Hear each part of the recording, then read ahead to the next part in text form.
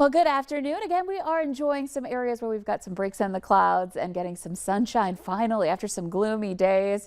And on top of the gloom, our sunsets are earlier now. It's been a little bit tough out there, so it's nice to get that brightness back here for at least a little while today. This is our view right now in Fargo. We're looking at some breaks in the clouds and some blue sky in there too. So a lot of us enjoying that after what was a foggy start this morning. You can see most places reporting visibility back up to 10 miles, right where we want to be. So that's good to see. We also have the wind that's increased quite a bit for us today as well. That has been gusting into the 20s, 30s, even 40s out west. Jamestown, a wind gust to 43 miles per hour. It's turning northwesterly as the wind around that big low we've been showing you the last couple of days continues to rotate around the low as it moves eastward. We'll show you that in a second.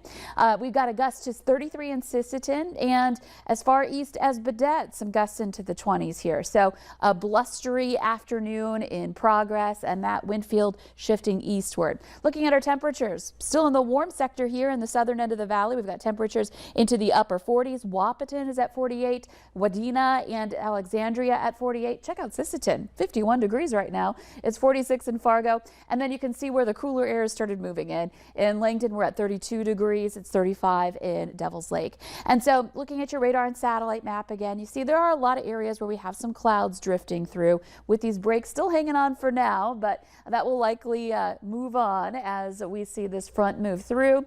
And then expanding the view here, you can actually see in the clouds and in the radar on our loop, you can see the swirl around that low that's passing by mainly to our north. It's bringing more snow and precipitation north of the border. But once it starts moving eastward, we get some rounds of first of all, a cold front moving through and then some rounds of instability moving through, and that will bring about the potential for some snow showers coming up here in the next 24 hours or so. So here's a look at what to expect here in the valley. We will be seeing again some clouds increasing here heading into the afternoon. Might get some breaks in the clouds for a short period of time where you get to enjoy the sun in places in western parts of the valley. But again, the sun sets earlier now, so it won't last too long. Maybe you'll get a nice sunset in eastern North Dakota.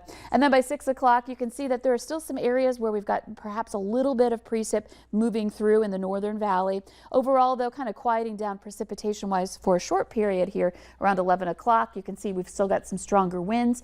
And then into tonight, that's when we start to see this dip southward. And so the snow will start moving in into northwestern Minnesota, especially being the best bet. This is 7 a.m. tomorrow. Let's kick off our Thursday with that potential for snow. Notice our temperatures, too. Those will be close to freezing, meaning we're likely to see some accumulation in these areas. And then this will continue moving southward along with the wind. So that combination, whether we get accumulation or not, as long as there's snow falling, that means we're going to have reduced visibility because of that combo.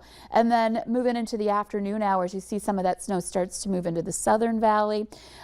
May not accumulate much with temperatures being warmer in the south in the afternoon, but still a possibility for seeing those flakes. West is where it's going to be less likely with this event. And then heading into the nighttime hours, this starts to taper off, though I can't rule out a flurry or two even into Friday. So looking at our snowfall potential, not a heavy snowmaker, but still a couple of inches may fall up along the international border in the Minnesota area. And then dropping off from there quite a bit heading into the southern valley as far as potential snow accumulation. And now heading into the weekend for Veterans Day, we're looking at temperatures getting back into the 40s. And then Sunday, heating things up. We're talking about 52 on Sunday, and we just keep those 50s going for highs into next week as well. Yeah, we definitely do. Just looking at that, I'll always smile right now at this time seeing a 50, no matter what. I know. It's nice to have that after we've been so cold to start off the month. So kind of making a nice little fall recovery. Yes, we are. Lisa, thank you so much.